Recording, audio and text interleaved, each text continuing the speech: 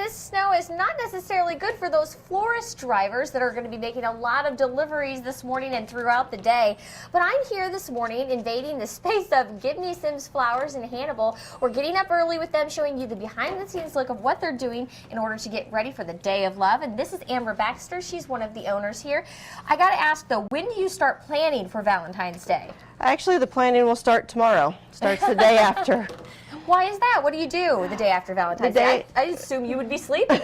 Oh, no, we'll be here making notes on what we sold, what went well, what didn't go well, so we know what to order for next year. Oh, and it's all about preparing then. It's all about prep. Oh, yes. So when do these flowers get ordered, that kind of thing? We start ordering flowers and vases and balloons in December. So before we're even done with Christmas, we're starting on Valentine's Day. Wow, that is a lot more prep than probably people at home really realize. Now, when we're talking about getting those flowers in, when do they normally come in? They don't come in until the week of. I like to hold them, make sure that, you know, we don't have anything that gets bad too quick. The vases and stuff start coming in January. Okay, so a lot of prep work that goes in to preparing for your special Day of Love. Coming up on KHQA this morning, we're going to show you how flowers are prepped and basically all the things that go into making your Valentine's Day the best it can be.